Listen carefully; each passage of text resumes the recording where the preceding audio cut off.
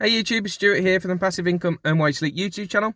In today's video, I'm going to talk to you about some of the settings that are a little bit hidden in Redbubble, which could potentially help you make your first sale if you're a beginner and just setting up your shop, or increase your sales, which is something that we all like.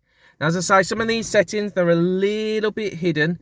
So I'm going to talk to you about each individual one, what they do, but also how to get there and how to turn them on. So, what are these settings and can they help you make more sales? Well, sit back, relax, hit that subscribe button, and let's get into it.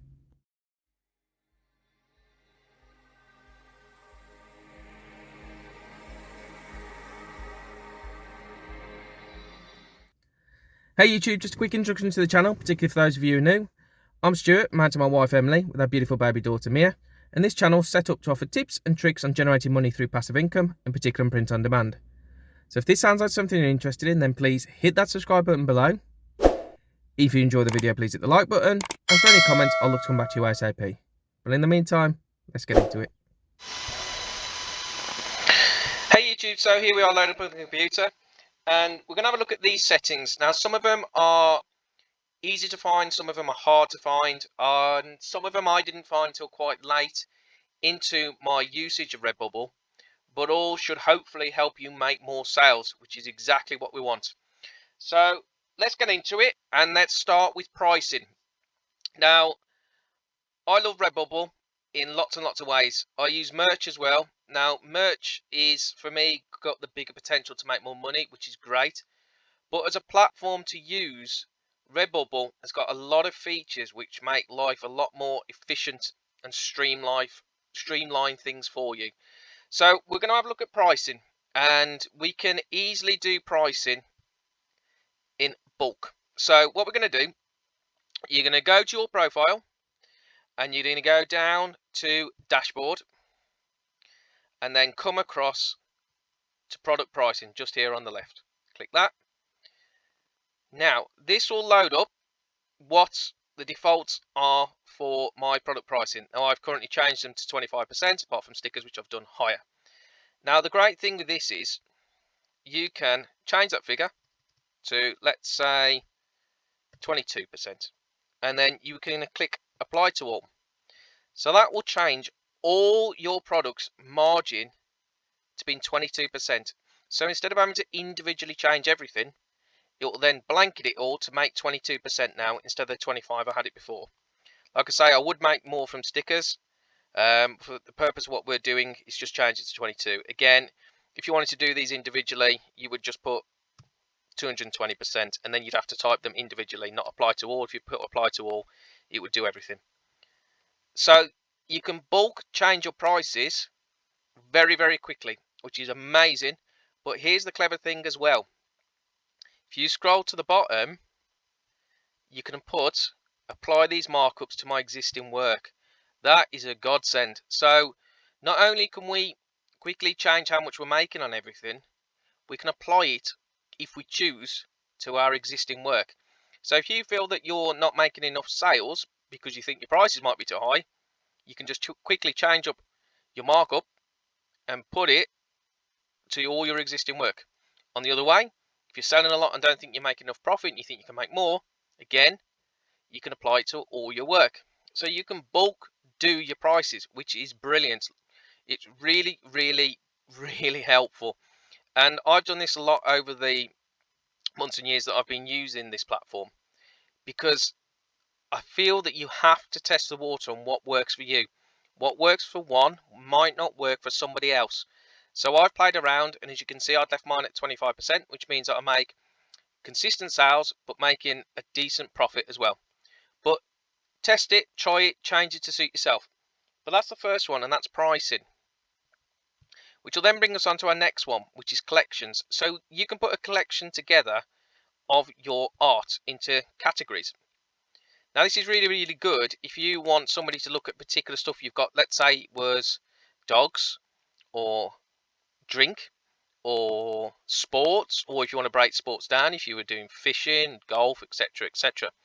So this is a way of collecting your designs that you choose to put in there into different categories or different collections.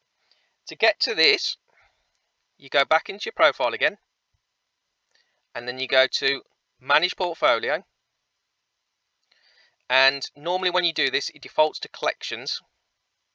You need to change it to works, and I'll show you with one of this. So this is one of my items that does sell well, actually. So there you go, that's a good one for you to use. So you tick it, and then you see this menu comes up here. Click collections, and then you have to name it. So for this instance, we'll call it USA. Add. So you've now got USA created. And then what we do next, because that hasn't actually put it in it, you then go USA, and then you click add, and that will put your USA design into your USA collection. So you can then categorize your favorite work into different areas. For me, I do quite a broad range. Some people have shops set up for individual kind of niches. So somebody might just have a sports shop set up, or have a political one set up, or whatever they choose. For me, I do quite a broad range. So as you can see here, I've got a political one, then I've got one for anime, and I've got one for sports. So you can put your different designs into collections, which tidies things up and puts your best designs in one place. And people that are searching for your political things can then see different ideas for different political designs. So very powerful, very good to do. And then that's number 2, which will now look at bubble mail.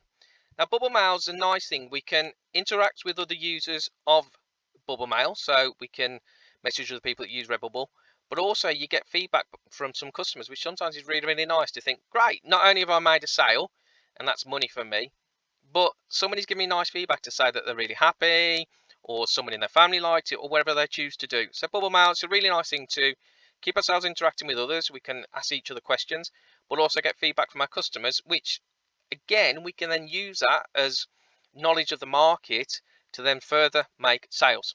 So to get to bubble mail, we're going to go across, and first what you need to do is turn it on. So although you'll see bubble mail there, I'm going to show you how to turn it on first. So click dashboard, come across and click on edit profile, and then you're going to scroll down to the bottom, and you're going to put tick that, send me bubble mail. So it'd probably be unticked, just tick it, and that's that on. And then to view your messages, come back out of here, and we're going to go back to the profile, and where we've got it here, bubble mail. This will then load up the screen, and it will show our ins and outs for messages. So that's bubble mail, and it's a very nice way to keep in contact with other users and also our customers, which we can then use if we've got feedback to think what works and then make more sales off the back of it. So that's number 3, bubble mail.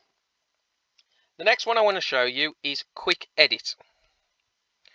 So for this, instead of having to go into our individual products that we've got live and change them, we can quick edit our tags, our titles, and streamline how fast we're working. And the best way for me to show you this is to show you this. So let's go into it. So you're going to go into your account again, and this time you're going to go down to manage portfolio. And from here, there's a little box at the top. Click quick edit. And then this is showing you your title, which you can change, and your tags, which you can change. And then obviously just quick save. And you've got it for all your works. So we've got does not play well with liberals there, you've got anime and basketball, and so on and so on and so on. So you can quickly change your title and your tags without having to go into each individual work, saving it, checking it, and so on and so on and so on. It's just a quick way of doing it. So that is quick edit, which will bring us onto our last one. Now, this one did take me a time to learn, and this has streamlined the way I work so much. And this is copying previous uploads. So what we're going to do is we're going to take an existing item that we've got, and we're going to go into the settings tab.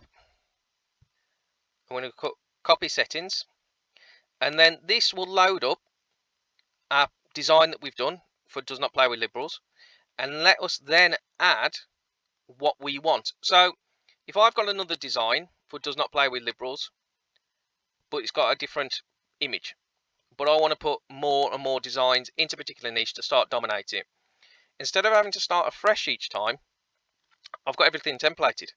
So I found all my tags, I've done my research, I've got my title, I've got my description, I'm happy, I've got the image that I like, I'm just going to put the new image in, but I want to still keep everything else the same. So you just copy it and then do whatever you want. Delete that off. So again, you've just got the title back for that. And then the image will, once you upload it, go into all the templates. But here's something to remember. If you always make your images the same size, so I do 4500 by 5400 pixels. Whenever I put a new design up and copy previous settings, everything is sized how I want it from my previous one. So it all fits nicely into my templates.